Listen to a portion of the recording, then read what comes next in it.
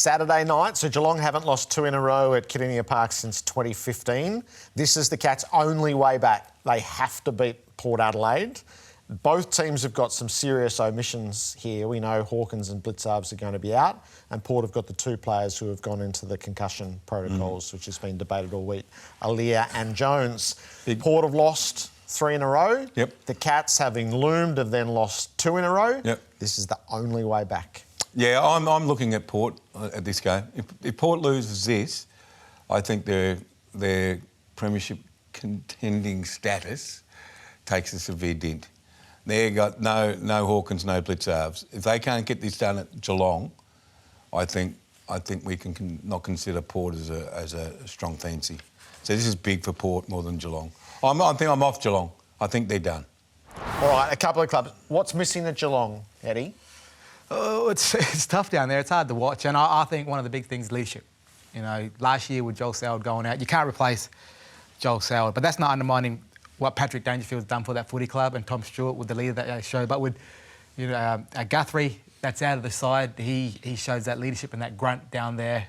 Tom Hawkins, Mark Blitzard now going out of the side. It's going to be pretty tough for him coming up against Port Adelaide. And I just think, you know, Paddy just needs to put it on his shoulders now.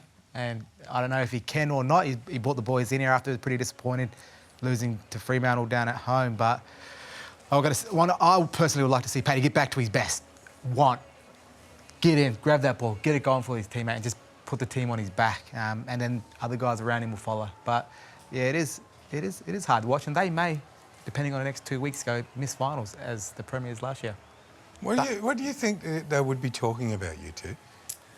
I think, I would imagine, I mean, their season is still alive. They're 2 points outside the 8, and the enormity of the 2 injuries that happened in the game, maybe they address that then and there.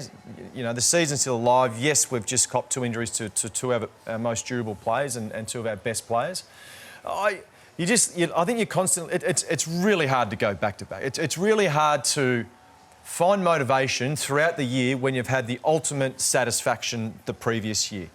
And it's tough. And I think the conversations, when we listen to Geelong players, it's all about, yeah, we can get better. We know when to get better. So it's a bit of hope and that's what you do as a footy player. You try and talk yourself into playing well again. And I just think, you know, with Geelong, at important stages through the back end where they're trying to find form and they're looking for obvious stuff to touch and feel and they just haven't found it. They need everything to go right from about round 10. Yeah. And it just hasn't. Like if Jeremy Cameron lights it up on the weekend, he had a lot of chances and they were tough goals. If something as little as that, if he was able to kick 5 or 6 goals, maybe that's the evidence that you need. That's a tough run. Yeah. Port Adelaide, Collingwood, St Kilda, Bulldogs. Yeah, no, it doesn't get any easier. Just put some layers in behind Eddie's thesis on Patrick Dangerfield, that he's going to have to put Geelong on his shoulders. Well, I think so. I think that's what we want to put on watch. Can Dangerfield pull out the Superman cape one more time and get his team to the finals and make some noise in this competition? Because that's what they are expecting and they want, and I think they need him. They desperately need him. When you take a look, and we've seen about their clearance and contest numbers, they're really struggling. The other midfielders around them, you know, as tough as Tom Atkins is and Bruin, etc., they're not really getting the job done. And these are Dangerfield's numbers since he's come back in, and he's following a very similar path to last year when he missed 7 games and he came back at round 16 last year and built into the season beautifully to have the final series he had and then it crescendoed with the grand final. But he's not doing the same this year. The games that he's come back in, you can see the numbers are pretty low, and when you flip over and you see the ratings, it's just not quite the same. It's not quite clicking for him. And the question is about the Superman cape. Is he willing and able? Has he still got it in him to pull it out and do what he's done so many times and almost single-handedly lift his side to a performance? And he's going to need to, I think, to beat Port Adelaide or Collingwood over the next couple of weeks. And I've just watched back this game and the game against Brisbane. Just have a look at stuff that it's sort of unusual for Dangerfield. Like, we've seen him for 15 years attack that footy, grab it full-chested and burst away and fend off an opponent. Just not quite doing that as much anymore. These sort of instances, I mean, how many times have we seen him come through here, pick up the ground ball, just comes off it ever so slightly. But then the follow-up was interesting. No real desire and intent just to nail the tackle. And I sort of just was thinking to myself, well, OK, Is he injured? I think he looks to me like he's obviously carrying something. But then you go, well, that's not unusual. Danger's probably played a lot of his games sore. But that sort of stuff is how easily he's getting knocked off the ball. The 50-50... That's not him. That's not him. It's not him. The 50-50 balls, I mean, even in this situation, I mean, you know, he would usually, even if he can't win that, he'd halve the contest. And 50-50 balls, he would make 70-30. I mean, he's been probably the most brutal midfielder that we've ever seen.